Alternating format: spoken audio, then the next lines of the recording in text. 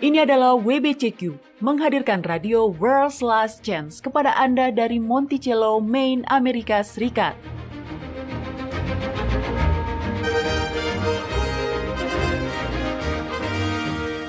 Kerinduan hati dari setiap orang Kristen selama 2000 tahun adalah melihat Sang Juru Selamat kembali dan mendirikan sebuah kerajaan kekal di atas bumi. Peristiwa-peristiwa yang terjadi di dunia mengungkap bahwa hal itu akan segera terjadi. Tetaplah bersama kami untuk belajar cara Anda dapat bersiap secara rohani menghadapi peristiwa-peristiwa akhir zaman. Radio WLC mempersiapkan orang untuk hidup dalam kerajaan Yahwa di bumi yang akan ditegakkan saat Kristus kembali. Tidak seorang pun dengan sengaja atau dengan sadar memilih untuk mempercayai sebuah kebohongan. Tapi terkadang kita meyakini sebuah kesalahan tanpa menyadarinya. Hai, saya Mario Nugraha dan Anda sedang mendengarkan radio World's Last Chance. Salah satu cara, dan ini berlaku pada orang-orang yang paling jujur sekalipun, tersedot ke dalam keyakinan yang salah adalah karena bias konfirmasi. Bias konfirmasi tentu saja adalah kecenderungan kita semua untuk menafsirkan informasi baru dengan cara tertentu agar dapat mendukung atau menegaskan apa yang sudah kita yakini. Anda dapat melihat praktek ini terjadi di mana-mana, terutama dalam perdebatan yang masih terus berlangsung tentang apakah vaksin untuk virus corona aman atau tidak. Beberapa orang bersikeras bahwa vaksin itu benar-benar aman dan meyakini bahwa adalah tugas kita sebagai warga negara untuk menerima vaksin demi melindungi orang lain. Di pihak lain, ada orang-orang yang sama bersikerasnya, meyakini bahwa vaksin itu berbahaya dan membunuh mereka yang memakainya. Timur adalah timur dan barat adalah barat, dan keduanya tidak akan pernah bertemu.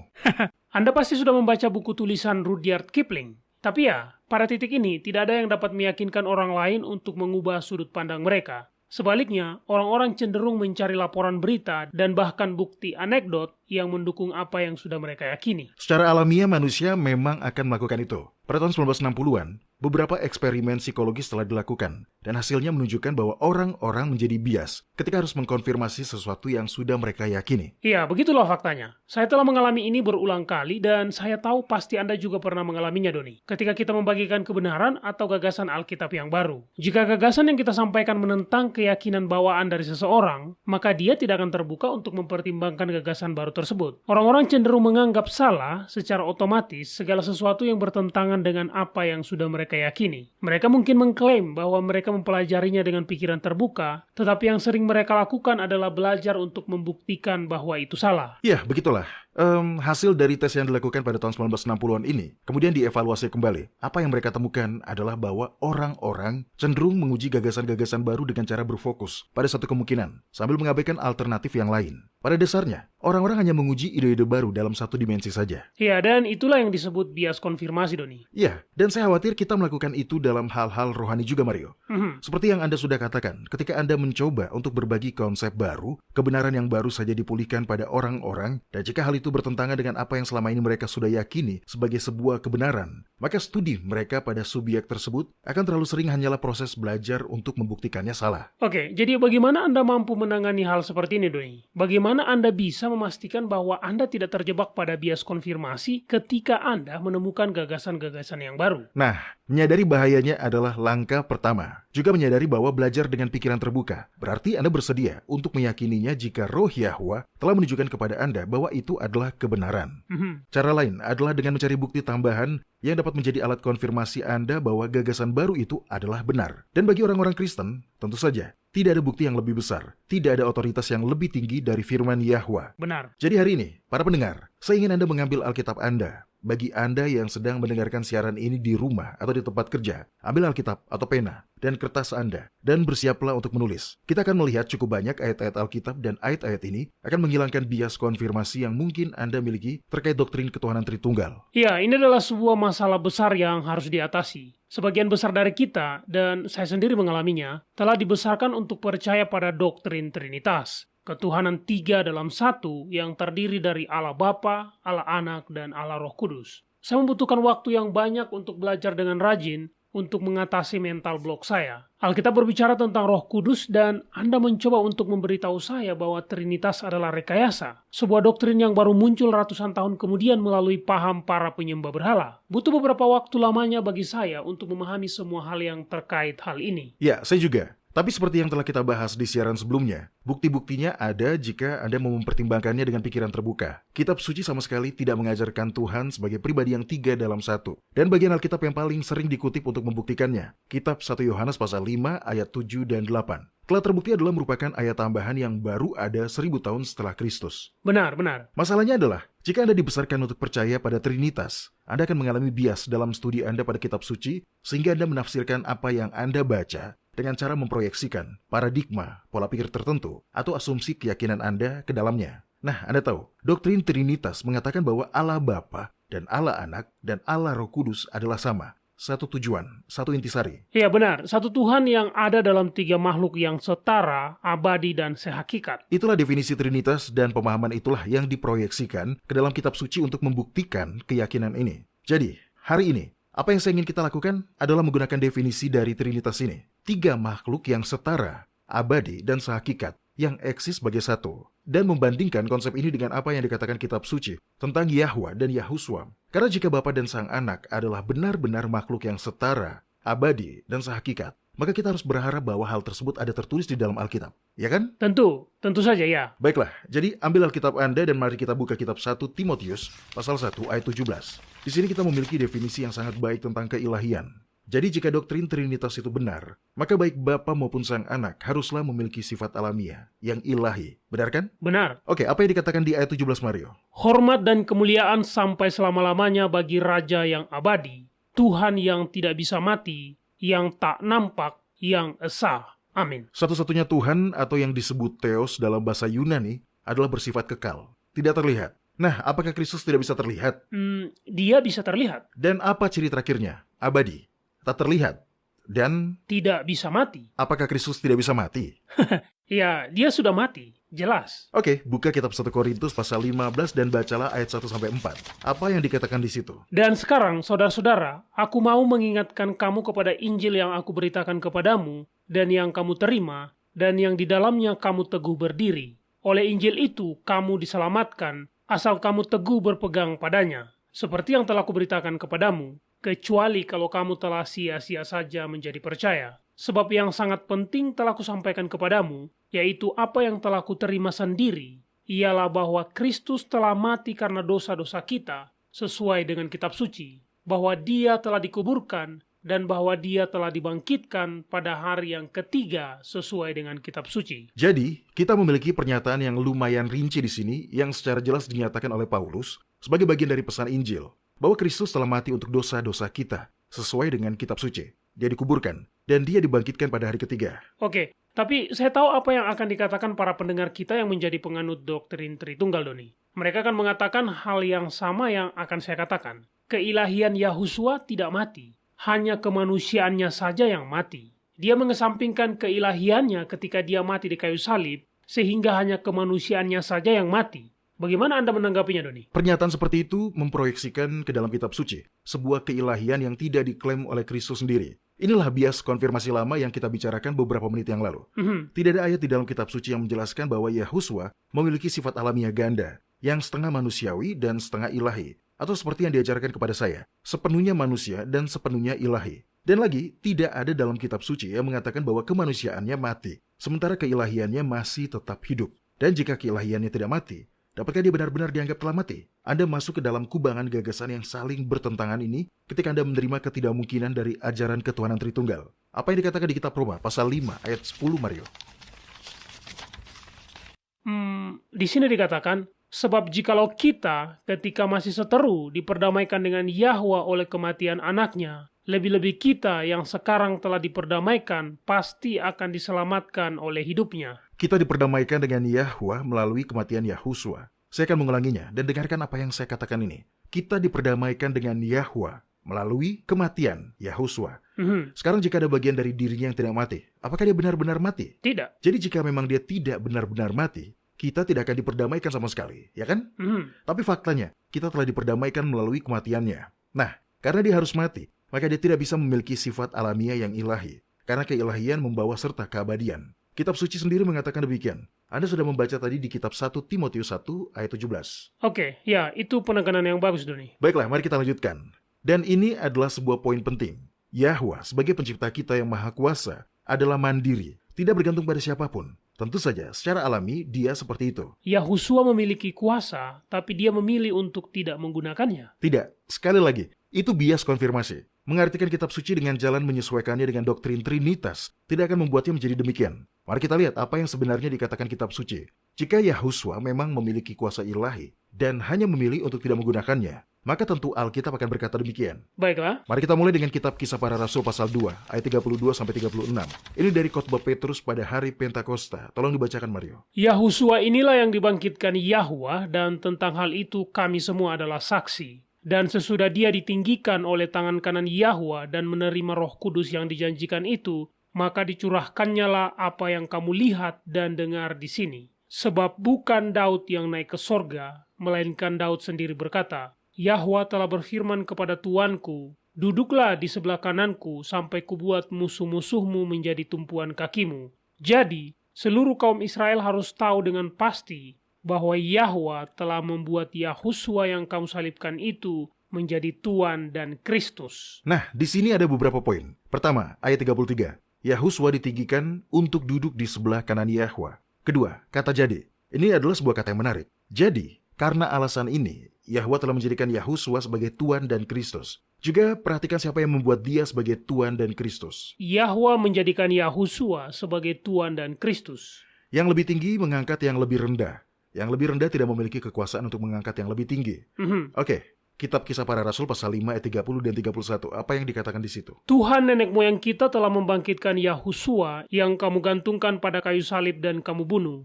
Dialah yang telah ditinggikan oleh Tuhan sendiri dengan tangan kanannya menjadi pemimpin dan juru selamat, supaya Israel dapat bertobat dan menerima pengampunan dosa. Sekali lagi, yang lebih tinggi meninggikan atau mengangkat, yang lebih rendah bukan sebaliknya. Sekarang mari kita buka kitab Yohanes pasal 5. Yohanes 5 dan bacakan ayat 22, Mario. Bapa tidak menghakimi siapapun, melainkan telah menyerahkan penghakiman itu seluruhnya kepada anak. Sekali lagi, kita melihat pola yang sama berfungsi di sini. Yang lebih tinggi memberi atau menganugerahkan tanggung jawab tertentu pada yang lebih rendah. Jadi jelas, Bapa dan Sang Anak tidak sederajat. Bapa itu ilahi. Dia menganugerahkan kehormatan. Dia memberi karunia-karunia. Dia meninggikan. Sedangkan Sang Anak bukanlah makhluk ilahi yang setara dengan Bapa, melainkan sepenuhnya manusia yang hanya menerima apa yang diberikan oleh Bapa. Oke, Mario turun sekarang ke ayat 26 dan 27, apa yang dikatakan di situ? Sebab sama seperti Bapa mempunyai hidup dalam dirinya sendiri, demikian juga diberikannya Anak mempunyai hidup dalam dirinya sendiri, dan dia telah memberikan kuasa kepadanya untuk menghakimi, karena dia adalah anak manusia. Nah, di sini, jangan terjebak pada ungkapan bahwa Yahwa telah memberikan kepada Sang Anak hidup dalam dirinya sendiri. Mari kita tidak memproyeksikan ke dalam kitab suci bias dari doktrin ketuhanan Tritunggal. Intinya adalah bahwa apapun yang dimiliki Sang Anak, itu adalah hal yang telah diberikan oleh Bapa, termasuk kehidupan dan wewenang untuk melakukan penghakiman. Sekarang, jika Bapa dan Sang Anak memang benar-benar setara, di mana masing-masing adalah merupakan sepertiga dari ketuhanan Tritunggal, maka Sang Bapa tidak perlu memberi atau menganugerahkan atau meninggikan apapun, karena Sang Anak sudah memiliki semuanya dengan sendirinya ketika dia menjadi sesama rekan ilahi. Iya, itu penekanan yang bagus, Doni. Oke, sekarang kita masih di kitab Yohanes. Tolong buka pasal 17 dan bacakan ayat 1 dan 2. Ini adalah bagian yang sangat menarik karena ini adalah salah satu doa terakhir Kristus yang dikutip sebelum dia dikhianati di Taman Getsemani. Kitab Yohanes pasal 17 ayat 1 sampai 2. Demikianlah kata Yahusua, lalu dia menengadah ke langit dan berkata, Bapa, telah tiba saatnya, permuliakanlah anakmu, supaya anakmu mempermuliakan engkau. Sama seperti engkau telah memberikan kepadanya kuasa atas segala yang hidup, demikian pula dia akan memberikan hidup yang kekal kepada semua yang telah engkau berikan kepadanya. Adam pertama diberi kekuasaan atas seluruh bumi, hewan, ikan, dan burung-burung. Adam kedua telah diberikan kekuasaan atau otoritas atas seluruh umat manusia. Sekali lagi,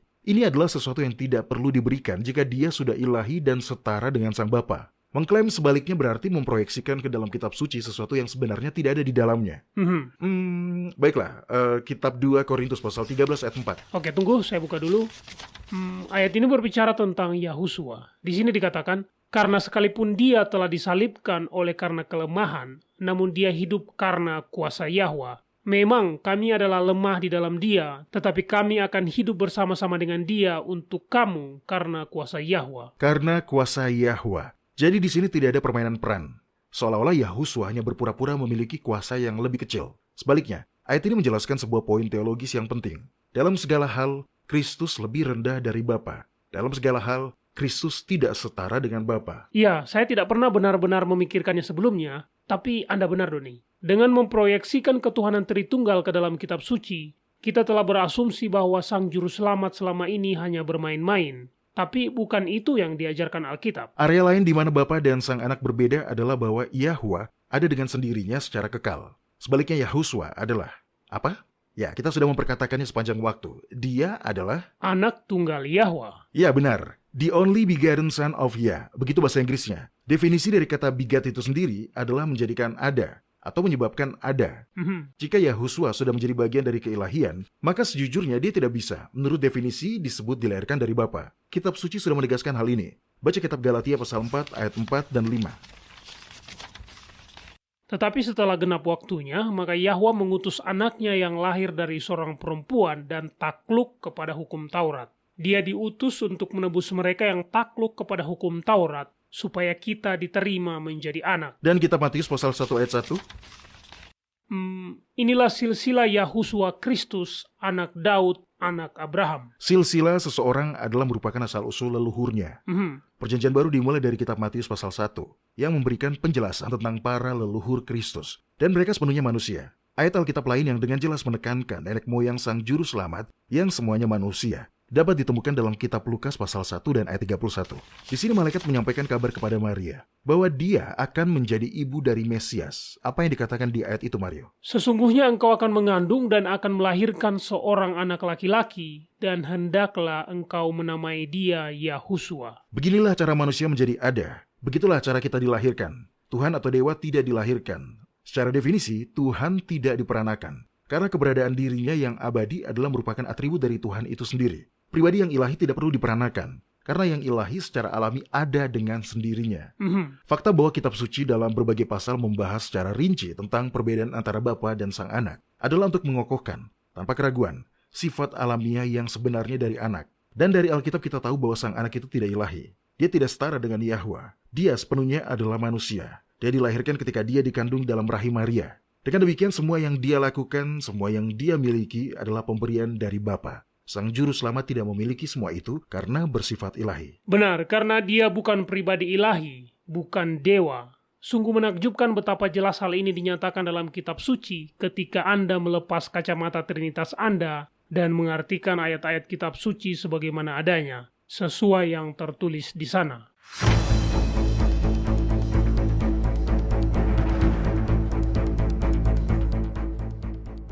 Anda mendengarkan radio World's Last Chance di WBCQ yang mengudara pada gelombang 31 meter di frekuensi 9330 kHz. Radio World's Last Chance mempersiapkan orang untuk menyambut Sang Juru Selamat yang segera kembali.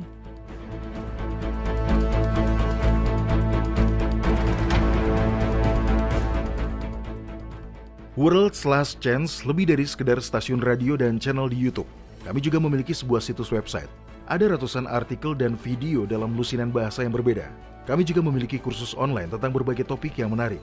Kami juga menyediakan sebuah aplikasi perangkat lunak yang dapat membantu Anda menghitung hari-hari suci Yahwa.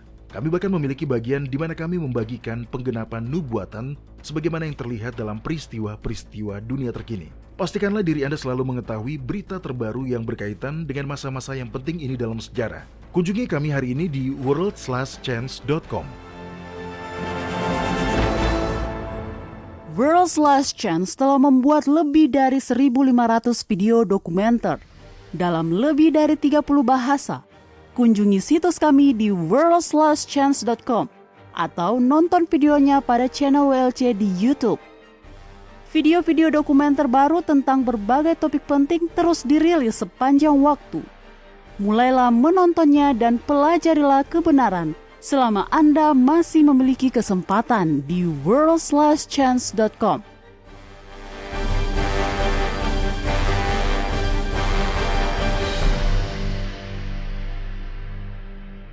Oke, Doni dan para pendengar, saya sebelumnya tidak pernah duduk dan benar-benar membandingkan semua perbedaan antara Yahwa dan Yahusua. Tetapi begitu Anda melakukannya, setelah Anda tidak menggunakan filter atau saringan para penganut Trinitas yang telah kita gunakan untuk menafsirkan kitab suci, maka kita pun melihat betapa besarnya perbedaan antara Yahwa dan Yahusua. Dan sekali lagi, saya tidak pernah benar-benar menyadarinya sebelumnya. Tak satu pun dari kita telah menyadarinya, Mario. Tetapi sudah jelas, Yahwa dan Yahusua tidak setara, tidak sama-sama abadi dari sejak semula, dan jelas tidak sehakikat di dalam ketuhanan yang mistis.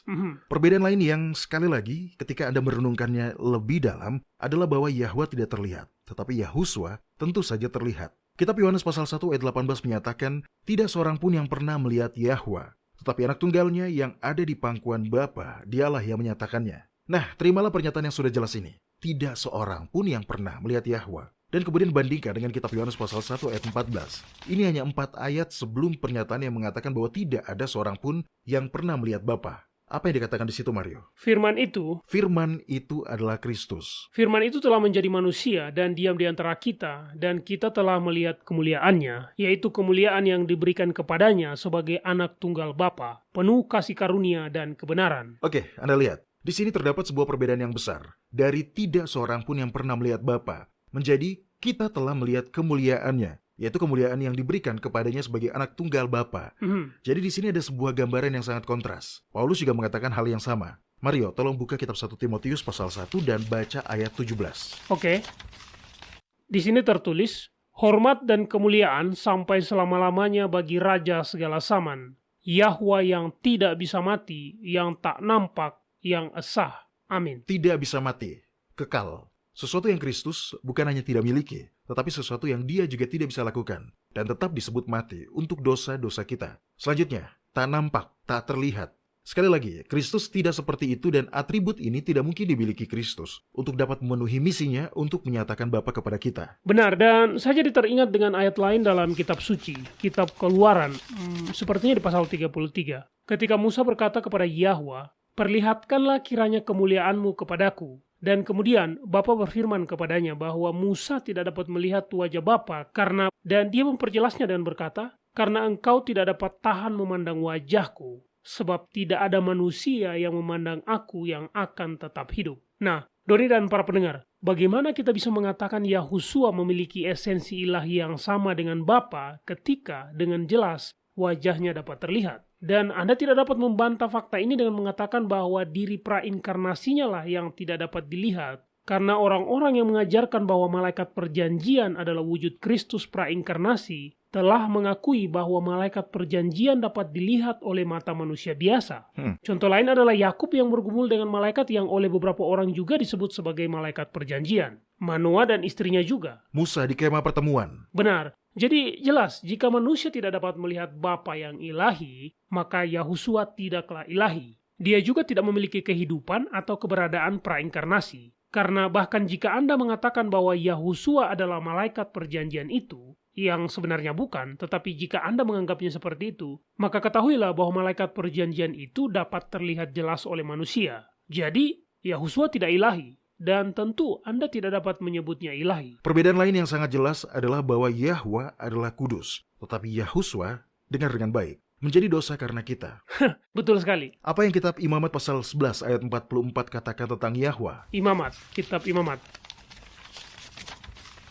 Oke, di sini dikatakan, sebab akulah Yahwa Elohimmu, maka haruslah kamu menguduskan dirimu dan haruslah kamu kudus, sebab aku ini kudus. Kitab 1 Petrus pasal 1 ayat 15-16 mengatakan, hendaklah kamu menjadi kudus di dalam seluruh hidupmu sama seperti Dia yang kudus, yang telah memanggil kamu. Sebab ada tertulis, kuduslah kamu sebab aku kudus. Nah, sekarang buka kitab 2 Korintus dan baca pasal 5 ayat 21 dan bandingkan keduanya, Mario. Baiklah, di sini dikatakan, Dia yang tidak mengenal dosa telah dibuatnya menjadi dosa karena kita, supaya dalam Dia kita dibenarkan oleh Yahwa. Kita semua tahu bahwa Yahusua tidak berdosa. Dia telah menang di tempat di mana Adam pertama telah jatuh. Tetapi intinya tetap sama, bahwa dia dibuat menjadi dosa karena kita. Semua rincian ini mengandung sebuah kebenaran indah yang setan coba sembunyikan. Yahusua tidak bisa ilahi dan tetap menjadi juru selamat kita. Jika Sang Mesias secara khusus bersifat ilahi, maka hal itu akan menggagalkan tujuan pengutusannya. Oke, mari kita lanjut. Dan ini juga sangat besar. Kita mengatakan bahwa Yahwa adalah Maha Kuasa, Maha Hadir, dan Maha tahu. ya benar, Maha tahu. Tetapi Alkitab dengan jelas menyatakan bahwa Yahuswa tidak. Kitab Ayub pasal 21 mengatakan, masakan kepada Yahwa diajarkan orang pengetahuan, kepada Dia yang mengadili mereka yang di tempat tinggi. Yahwa Maha tahu. Kita tidak, dan Yahuswa pun tidak. Ya, dan kitab Mazmur pasal 147 berkata, Dia menentukan jumlah bintang-bintang dan menyebut semua nama-namanya. Ya, tepat. Sekarang mari kita lihat apa yang dikatakan kitab suci tentang Yahuswa. Baca kitab Markus pasal 13 ayat 32. Apa yang dikatakan di situ, Mario?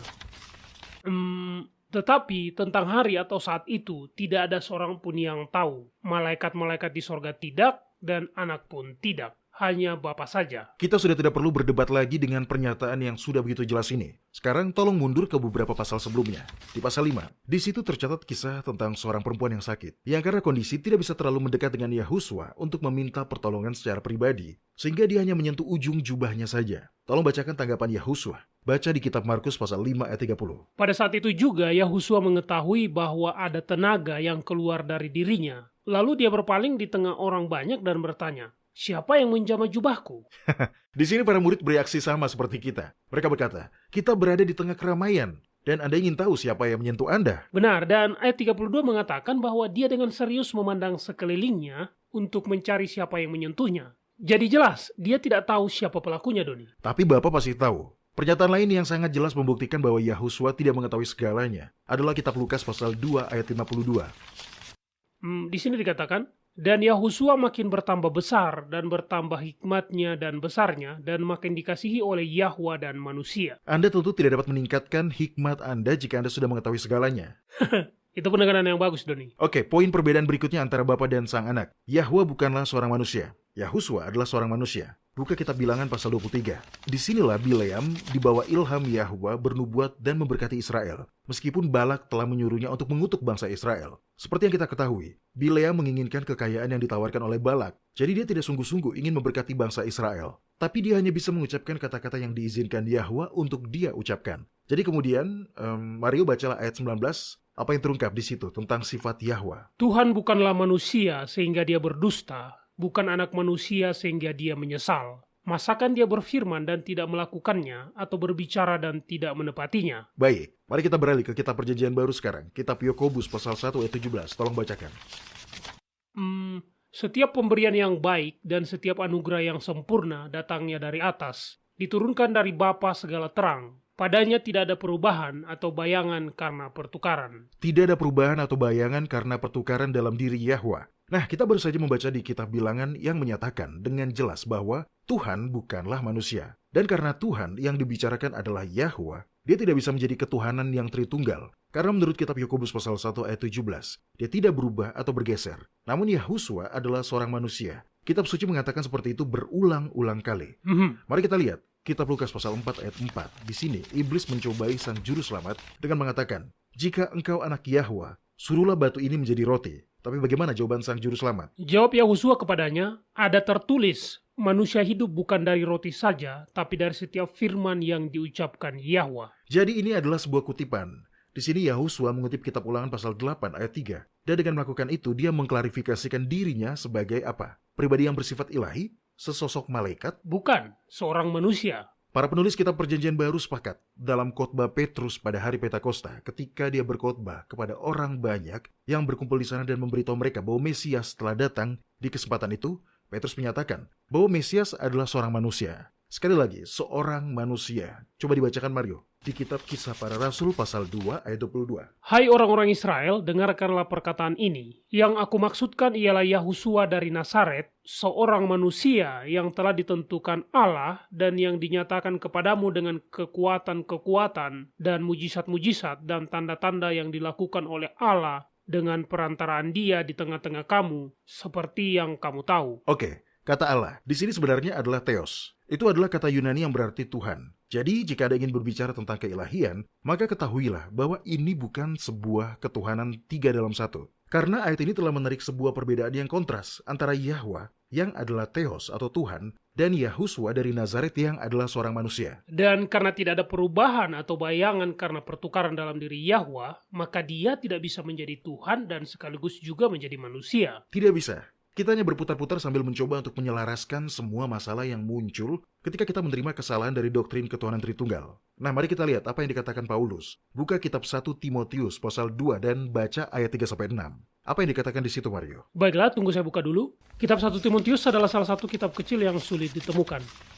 Nah, ini dia. Di sini dikatakan, inilah yang baik dan yang berkenan kepada Allah, Juru Selamat kita, yang menghendaki supaya semua orang diselamatkan dan memperoleh pengetahuan akan kebenaran. Karena Allah itu esa, dan esa pula dia yang menjadi pengantara antara Allah dan manusia, yaitu manusia Kristus Yahusua, yang telah menyerahkan dirinya sebagai tebusan bagi semua manusia. Itu kesaksian pada waktu yang ditentukan. Hanya ada satu yang ilahi, hanya ada satu Theos atau Tuhan, dan itu adalah Yahweh. Hanya ada satu pengantara. Saya tahu orang Katolik suka menyebut Maria sebagai wakil pengantara dengan Kristus. Tetapi kitab suci mengatakan hanya ada satu pengantara. Dan siapa itu? Manusia, Kristus Yahusua. Manusia, Kristus Yahusua. Inilah yang dikatakan kitab suci tentang sifat alamiah Yahusua. Anda benar-benar harus berputar-putar untuk dapat mengartikan hal yang berbeda dari yang Alkitab maksudkan terkait sifat alamiah Yahusua ini. Karena secara berulang-ulang kali Alkitab menampilkan dia sebagai seorang manusia. Betul, dan terlebih lagi ketika Anda mengingat cara favorit Yahusua untuk menyebut dirinya sendiri sebagai anak manusia. Itu istilah favoritnya, Doni. Ingat, dia berkata, sebab anak manusia datang untuk mencari dan menyelamatkan yang hilang. Di kesempatan lain dia berkata, anak manusia datang, dia makan dan minum, dan kamu berkata, lihatlah, dia seorang pelahap dan peminum, sahabat pemungut cukai dan orang berdosa. Iya, dan kitab Matius pasal 16 ayat 27 berkata, sebab anak manusia akan datang dalam kemuliaan Bapanya, diiringi malaikat-malaikatnya. Pada waktu itu dia akan membalas setiap orang menurut perbuatannya. Nah, kita menganggap bahwa istilah ini hanya berlaku untuk Sang Juru Selamat sendiri. Tapi sebenarnya istilah ini muncul di seluruh kitab suci. Salah satu tempat yang paling umum adalah di dalam kitab Yehezkiel. Dan Yehezkiel tentu saja adalah seorang manusia. Jadi di sini, istilah ini digunakan dengan cara yang sama seperti yang ada di dalam perikop-perikop lain di seluruh kitab suci. Jadi sebenarnya, Yahwa sudah tahu bahwa dia perlu menekankan poin ini. Yahusua sang Mesias adalah manusia seutuhnya. Dan sama seperti semua manusia yang lain, Yahusua melakukan apa yang manusia lakukan. Dia berdoa. Iya, Anda tahu itu penekanan yang bagus, Doni. Saya sebenarnya sudah memikirkan hal itu sebelumnya. Jika Yahusua dan Yahwa adalah 2/3 dari ketuhanan Tritunggal, bukankah itu berarti bahwa Yahusua berdoa kepada dirinya sendiri ketika dia berdoa? Itu tidak masuk akal, ya kan? Saya tahu, saya paham. Orang-orang akan mengatakan bahwa dia sedang mengajari kita cara berdoa dengan memberi contoh. Dan itu memang baik dan sangat bagus ketika itu yang sebenarnya dia lakukan. Kitab Lukas pasal 11 ayat 1. Apa yang dikatakan di situ, Mario? Mari kita lihat. Pada suatu kali Yahusua sedang berdoa di salah satu tempat. Ketika dia berhenti berdoa, berkatalah seorang dari murid-muridnya kepadanya, Tuan, ajarilah kami berdoa, sama seperti yang diajarkan Yohanes kepada murid-muridnya. Jadi dia memberi mereka doa yang sekarang kita sebut doa Bapa kami. Anda tahu, Bapa kami yang di surga, dikuduskanlah namamu, dan seterusnya. Tetapi apa yang dilakukan ketika para murid memintanya untuk mengajar mereka berdoa? Dia sedang berdoa. Dia sendiri yang berdoa. Ya, jadi ini adalah satu hal lagi yang membedakan antara Yahusua dan Yahwa. Yahusua berdoa, tetapi Yahwa yang adalah satu-satunya pribadi yang maha kuasa dan tidak berubah, tidak. Yahwa tidak berdoa. Karena jika dia melakukannya, maka itu berarti dia akan berbicara kepada dirinya sendiri. Tetapi Yahusua berdoa. Oke, tolong baca untuk kita apa yang kitab Ibrani pasal 5 ayat 7 katakan tentang kehidupan doa Yahusua. Itu di kitab Ibrani pasal 5 ayat 7. Baiklah, dalam hidupnya di bumi, dia telah mempersembahkan doa dan permohonan dengan ratap tangis dan keluhan kepada Dia yang sanggup menyelamatkannya dari maut, dan karena kesalehannya dia telah didengarkan. Oke, ayat ini tentu saja mengacu pada doa di Taman Getsemani. Mari kita lihat sekilas. Ada di kitab Matius pasal 26. Silakan dibaca Mario saat Anda sudah menemukannya. Ini dia, dimulai dari ayat 36. Maka sampailah Yahusua bersama-sama murid-muridnya ke suatu tempat yang bernama Getsemani. Lalu dia berkata kepada murid-muridnya, duduklah di sini, sementara aku pergi ke sana untuk berdoa. Dan dia membawa Petrus dan kedua anak Zebedeus sertanya. Maka mulailah dia merasa sedih dan gentar, lalu katanya kepada mereka, hatiku sangat sedih, seperti mau mati rasanya. Tinggallah di sini dan berjaga-jagalah dengan aku. Maka dia maju sedikit, lalu sujud dan berdoa, katanya, ya Bapakku, jikalau sekiranya mungkin, biarlah cawan ini lalu daripadaku. Tetapi janganlah seperti yang ku kehendaki, melainkan seperti yang engkau kehendaki. Yahusua tidak sedang berakting atau berpura-pura di sini.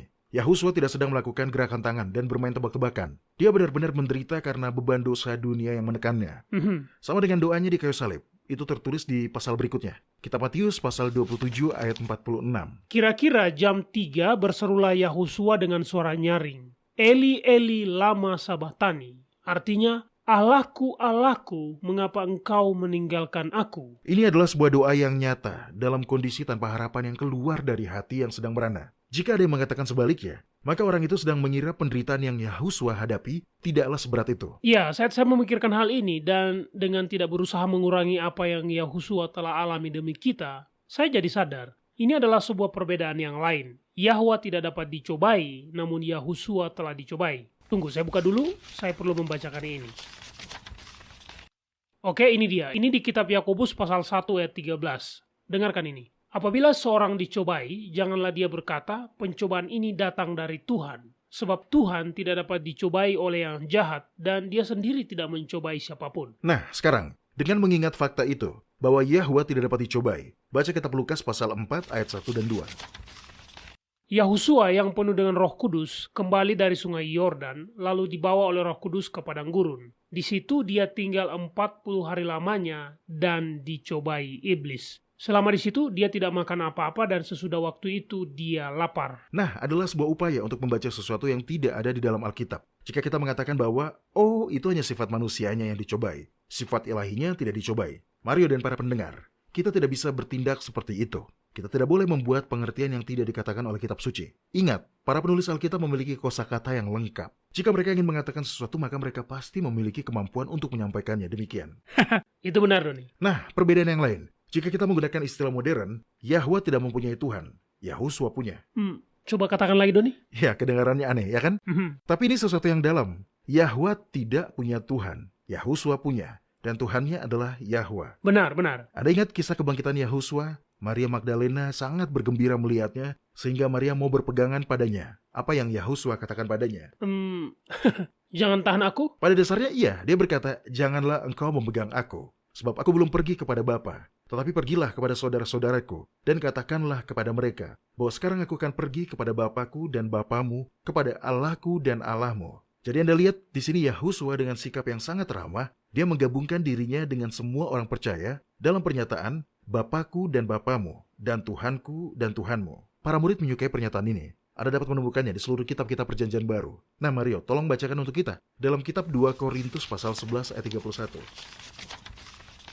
Allah, yaitu Bapa dari Yahusua, Tuhan kita, yang terpuji sampai selama-lamanya tahu bahwa aku tidak berdusta. Oke, selanjutnya kitab Efesus pasal 1 ayat 3. Terpujilah Allah dan Bapa dari Tuhan kita Yahusua Kristus, yang dalam Kristus telah mengaruniakan kepada kita segala berkat rohani di dalam sorga. Kitab Efesus pasal 4 ayat 4-6. Satu tubuh dan satu roh, sebagaimana kamu telah dipanggil kepada satu pengharapan yang terkandung dalam panggilanmu. Satu Tuhan, satu iman, satu baptisan, satu Allah dan Bapa dari semua.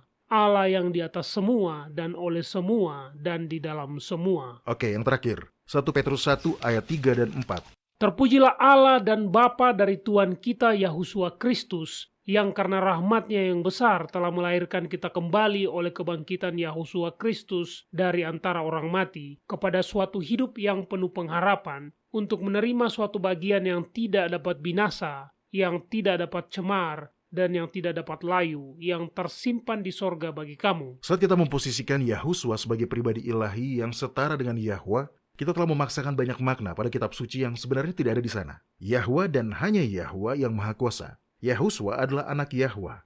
Dia tidak pernah digambarkan sebagai yang maha kuasa. Sebaliknya, kata-kata yang digunakan untuk menggambarkan Yahusua adalah seperti hamba, yang diurapi, yang dipilih, dan yang diutus. Nah, mari kita lihat beberapa ayatnya.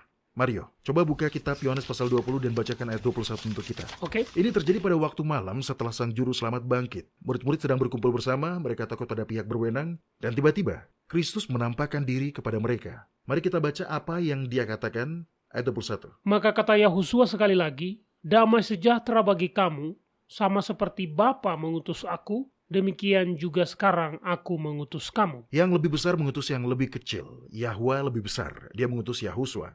Sekarang buka kitab Lukas pasal 4 dan baca ayat 18 dan 19. Kisah ini terjadi pada masa awal pelayanan Sang Juru Selamat. Dia telah kembali ke Nazaret dan dia diundang untuk membaca ayat kitab suci pada sebuah hari Sabat. Dia kemudian memilih ayat dari kitab Yesaya yang menubuatkan pelayanannya. Ayat 18 dan 19 mengutip nubuatan itu.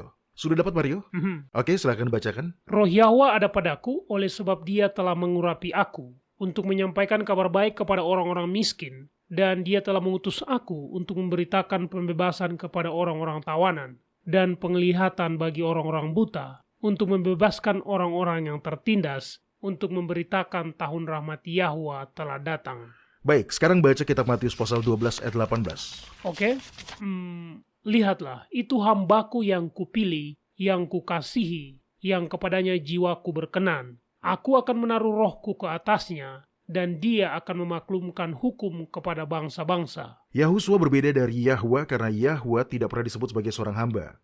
Oke, Mario dan para pendengar, sebagai penutup, saya ingin Anda membaca kitab 1 Korintus pasal 15 ayat 20-28. Dan saat Anda membacanya, saya ingin Anda menyimak cara Yahuswa digambarkan dan tanyakanlah kepada diri Anda sendiri. Apakah gambaran ini menjadi mungkin jika Yahuswa benar-benar ilahi? Atau apakah hal itu hanya mungkin jika dia adalah manusia? Bagaimana? Sudah dapat, Mario?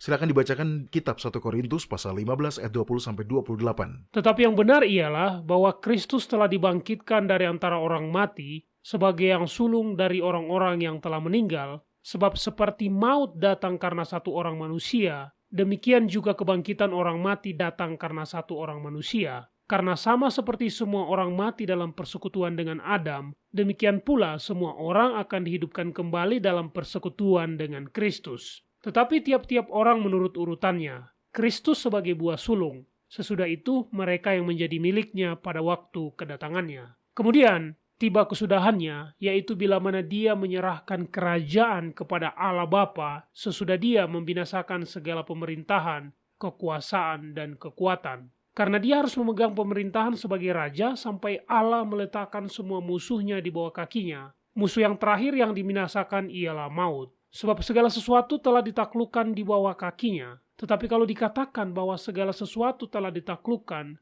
maka teranglah bahwa dia sendiri yang telah menaklukkan segala sesuatu di bawah kaki Kristus itu tidak termasuk di dalamnya. Tetapi kalau segala sesuatu telah ditaklukkan di bawah Kristus, maka dia sendiri sebagai anak akan menaklukkan dirinya di bawah dia yang telah menaklukkan segala sesuatu di bawahnya, supaya Allah menjadi semua di dalam semua. Perhatikan urutan kejadian yang terjadi di sini. Yahuswa dibangkitkan dari kematian sebagai buah sulung dari semua orang yang akan dibangkitkan pada saat kedatangannya kembali. Ketika kesudahan dari dosa dan orang-orang berdosa akhirnya tiba, Yahuswa akan menyerahkan kerajaan itu kepada Yahwa. Yahuswa akan memerintah selama masa 1000 tahun di bumi. Tetapi setelah itu, dia akan mengembalikan kerajaan kepada Bapa. Paulus di sini dengan tepat menjelaskan bahwa Yahwa menyerahkan segala sesuatu kepada Kristus. Sekarang, jika Yahuswa itu ilahi, yang setara dengan Yahwa, maka pernyataan seperti ini tidak mungkin bisa dibenarkan, ya kan? Iya, itu akan menjadi salah, Doni. Jadi di sini kita mendapati salah satu pernyataan paling jelas di dalam kitab suci yang secara mutlak menghapus semua gagasan bahwa Yahuswa setara dan memiliki sifat ilahi yang sama dengan Yahwa. Untuk menjadi Mesias, Yahuswa haruslah sepenuhnya manusia. Dan kitab suci mendukung hal itu. Kita benar-benar harus berhenti memproyeksikan ide-ide kita sendiri ke dalam kitab suci dan membacanya secara apa adanya. Seperti yang tertulis di sana. Kebenaran-kebenaran yang luar biasa akan terlihat ketika kita bertindak seperti itu.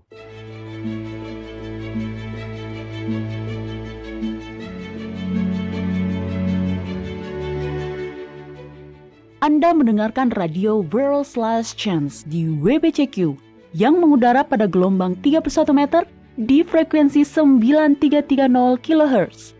Radio World's Last Chance mempersiapkan orang untuk menyambut Sang Juru Selamat yang segera kembali.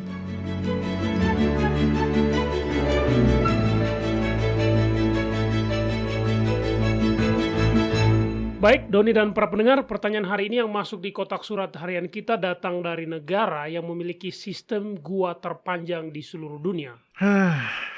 Saya menyerah. Di mana itu, Mario? Amerika Serikat. Nah, negara Amerika memiliki sistem gua terpanjang di seluruh dunia, Doni. Itu menarik. Saya menikmati sedikit petualangan gua saat saya masih di kampus dulu, Mario. Apa Anda pernah bertualang ke dalam gua, Mario? Tidak. Ya, sebenarnya pernah. 1 kali. Tapi begitulah, saya lebih senang untuk tidak mengingat itu lagi, Doni. Kenapa Mario? Apakah ada masalah yang terjadi? Tidak, tapi bisa saja terjadi sebuah gempa besar di bawah sana dan guanya bisa runtuh menimpa saya. Apakah Anda mengalami klaustrofobia, takut berada di dalam ruangan yang tertutup? Tidak. Ini hanya lebih memikirkan berapa banyak yang ada di kepalaku yang bisa runtuh. Anda tahu? Jadi Anda memiliki speluncaphobia, Anda fobia pada gua. Apa? Anda fobia pada gua. Apa? Anda mengada-ngada. Tidak, itu kata yang nyata pada hal yang nyata. Orang-orang takut masuk gua. Oh ya, ngomong-ngomong, apa pertanyaan yang kita terima hari ini, Mario? Nah, ini tentang masalah uang. Meskipun pertanyaan ini secara spesifik lebih banyak berlaku di Amerika Serikat dibandingkan dengan banyak negara lain, saya pikir pertanyaan ini dapat diterapkan secara umum dan ini adalah pertanyaan bagus yang kita semua dapat memetik sebuah pembelajaran. Jeff dan Haley menulis, Mario dan Dodi yang terkasih, sama seperti banyak kaum milenial yang lain, kami adalah lulusan kampus atau universitas bagi kebanyakan kita. Ya, benar. Kita lebih sering menyebutnya perguruan tinggi, Mario. Oke, lanjutkan. Kami lulus dari kampus dengan hutang yang sangat banyak. Tidak seperti kebanyakan rekan kami baru-baru ini akhirnya dapat melunasi hutang cicilan pinjaman uang sekolah kami. Namun, tindakan kami ini punya konsekuensi. Karena kami telah menghabiskan uang kami untuk membayar utang uang sekolah kami, dan bukannya untuk membeli rumah atau membiayai pernikahan kami. Nasihat apa yang dapat Anda berikan kepada kami terkait masalah uang seperti ini? Kami ingin menghormati Yahwa dan kami benar-benar tidak ingin berutang lagi jika kami bisa mengelolanya. Itu pertanyaan yang bagus. Nah, masalah uang, masalah keuangan tepatnya, akan berbeda dalam pandangan setiap orang. Seseorang yang menghasilkan 15 juta rupiah sebulan akan memiliki masalah keuangan yang berbeda dari seseorang yang berpenghasilan katakanlah 8 juta rupiah per bulan. Iya, itu benar. Tapi saya perhatikan, orang yang berpenghasilan lebih besar biasanya pengeluarannya juga lebih banyak. Jadi kebutuhan untuk menambah penghasilan tetap ada, Doni. Iya, tentu saja. Jadi meskipun masalah keuangan semuanya relatif tergantung pada individu masing-masing, tapi secara pribadi kebanyakan orang masih merasakan tekanan di area ini. Namun, sebelum kita lanjut membahas ini, saya ingin mengatakan bahwa bahkan para manajer keuangan terbaik pun terkadang mendapati diri mereka terlilit utang, dan itu terjadi bukan karena kesalahan mereka sendiri. Ya, begitulah. Haley dan Jeff tinggal di Amerika Serikat. Saya pernah membaca bahwa sebagian besar orang di Amerika yang bangkrut disebabkan karena tagihan medis mereka yang sangat besar. Jika Anda tidak memiliki asuransi perawatan medis dari pemerintah, maka Anda pada suatu waktu akan berhutang untuk itu. Ya, tentu saja. Jadi meskipun merupakan cara hidup yang baik untuk berusaha semaksimal mungkin agar terhindar dari hutang, tapi saya tidak setuju dengan orang-orang percaya yang mengatakan bahwa berhutang adalah dosa. Kebanyakan orang yang memiliki masalah keuangan terpaksa berhutang karena pengeluaran mereka lebih besar dari pendapatan mereka. Hal ini dapat disebabkan oleh seperti yang Anda sudah katakan, biaya pengobatan, perjudian, kurangnya tabungan, hutang yang besar, atau karena memang tidak mampu memenuhi biaya hidup dasar dari gaji atau penghasilan mereka. Jadi, tidak seorang pun boleh menghakimi orang lain. Benar, karena kita tidak benar-benar tahu bagaimana kondisi mereka. Betul, Mario. Oke, mari kita lihat beberapa prinsip Alkitab tentang uang. Saya pikir hal pertama yang harus disadari oleh setiap orang percaya adalah peran keserakahan dalam hal berutang. Keserakahan dapat muncul dengan sendirinya dalam berbagai cara. Mungkin karena kendaraan model terbaru, atau fashion, atau mungkin ada game terbaru yang diluncurkan, atau bahkan gadget model terbaru. Keserakahan atau ketamakan adalah keinginan yang terus-menerus untuk memiliki lebih, dan lebih banyak lagi. Bahkan walaupun semua kebutuhan sebenarnya telah terpenuhi. Mario dan para pendengar, keserakahan atau ketamakan masuk ketika kita menginginkan lebih dan lebih banyak lagi, hingga melampaui apa yang Anda butuhkan. Ini adalah sesuatu yang sebenarnya Sang Juru Selamat telah peringatkan kepada kita. Buka kitab Lukas pasal 12 dan baca ayat 15. Apa yang dikatakan di situ? Ini adalah perkataan Yahusua. Dia berkata, berjaga-jaga dan waspadalah terhadap segala ketamakan, sebab walaupun seorang berlimpah-limpah hartanya, hidupnya tidaklah bergantung daripada kekayaannya itu. Ya, ini sejalan dengan perintah ke-10. Jangan mengingini rumah sesamamu, jangan mengingini istrinya, atau hambanya laki-laki, atau hambanya perempuan, atau lembunya, atau keledainya, atau apapun yang dipunyai sesamamu. Ya, tepat. Kita disebut mengingini ketika kita mau mengambil apa yang dimiliki oleh orang lain. Sekarang saya tidak mengatakan bahwa kita seharusnya tidak berusaha memberikan yang terbaik yang kita bisa untuk keluarga kita dan diri kita sendiri. Tapi ketika kita memiliki lebih banyak, maka kita juga memiliki lebih banyak untuk diberikan.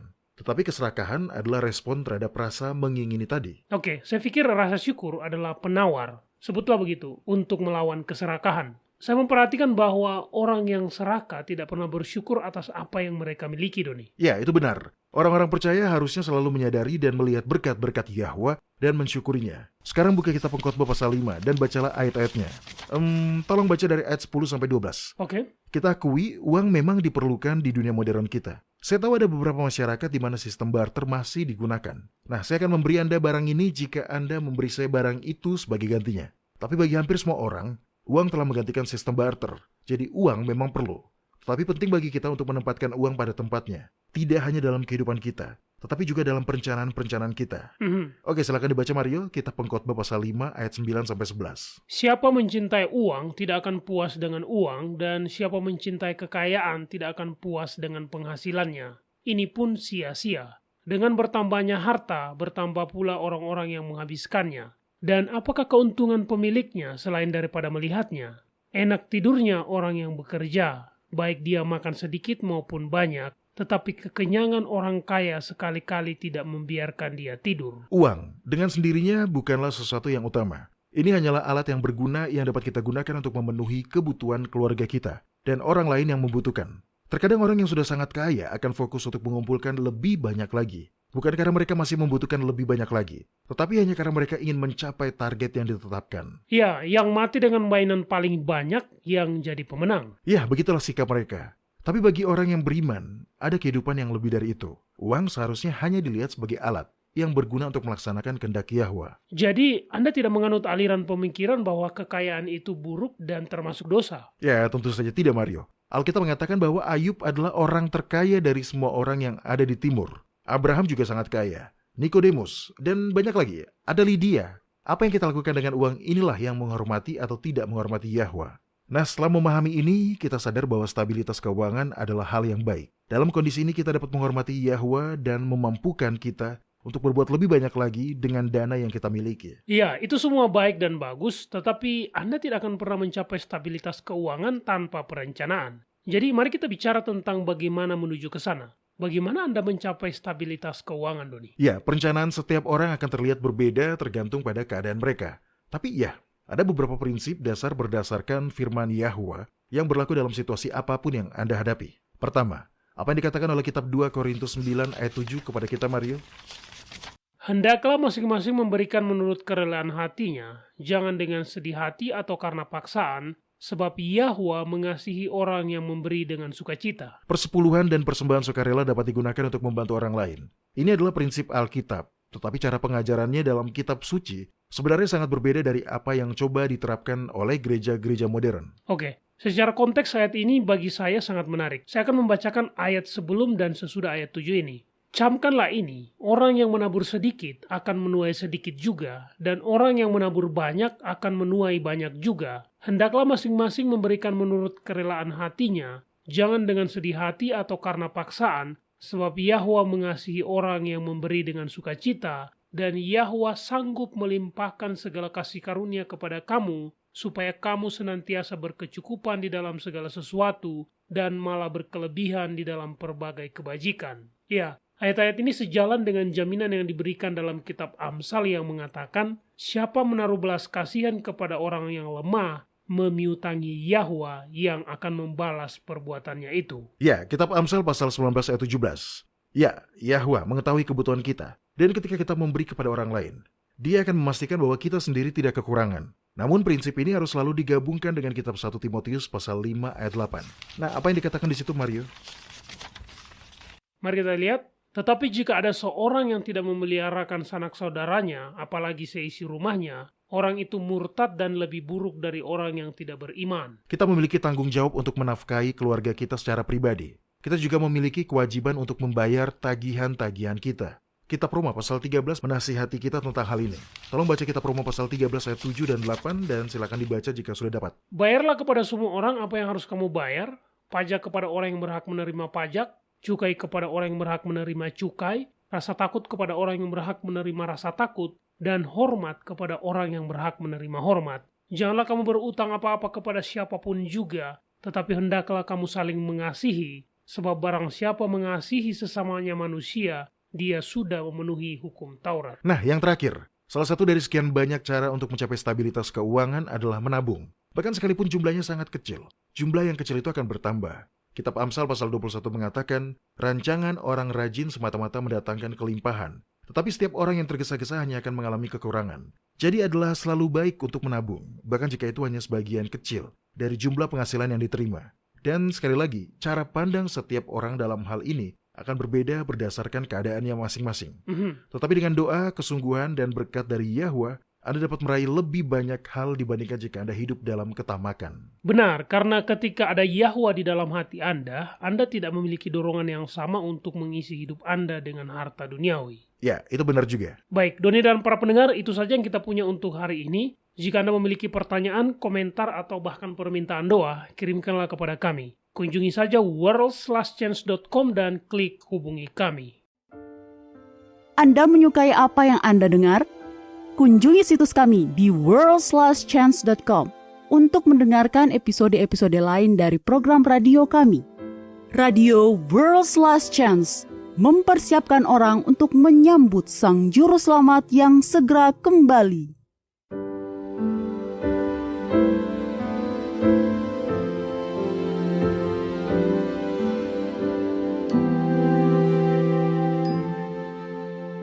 Saya ingin menutup episode hari ini dengan satu ayat Alkitab lagi. Ayat ini dari kitab Yohanes pasal 17 ayat 1-3. Saat itu, Kristus dan para murid telah melakukan perjamuan terakhir. Mereka berjalan ke Taman Getsemani di mana dia akan dikhianati. Dan Sang Juru Selamat sedang mencoba untuk menjejalkan beberapa instruksi terakhir yang dia mampu sampaikan kepada mereka. Silakan bacakan ayat 1-3 dari kitab Yohanes pasal 17.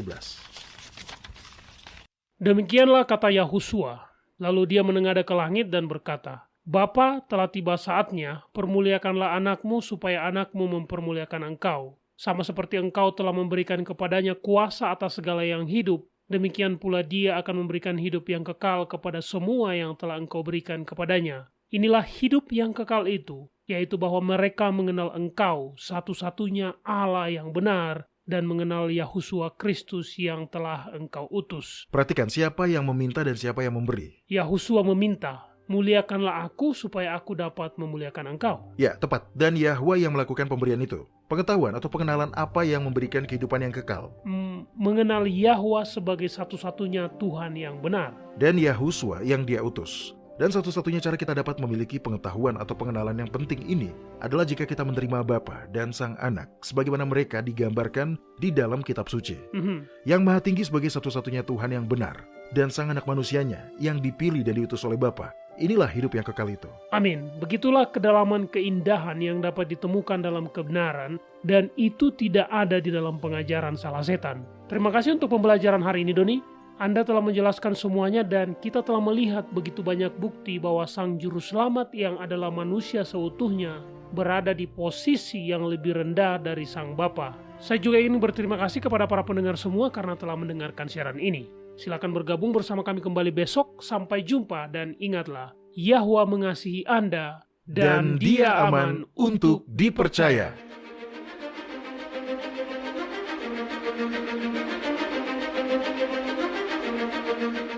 Anda baru saja mendengarkan radio WLC.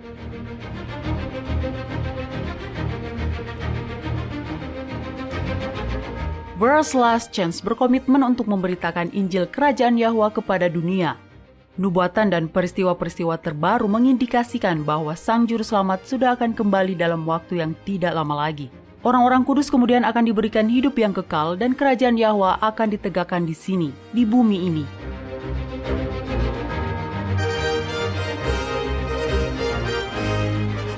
Tidak ada waktu yang bisa disia-siakan. Terimalah anugerah keselamatan hari ini dan izinkan Yahwa menyelimuti Anda dengan kebenaran Kristus.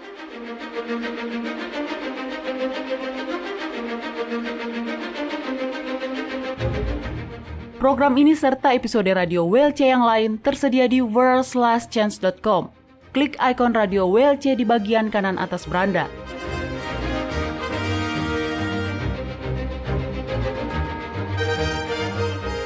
Bergabunglah kembali bersama kami besok untuk menerima berbagai pesan kebenaran lain di WBCQ yang mengudara pada gelombang 31 meter di frekuensi 9330 kHz.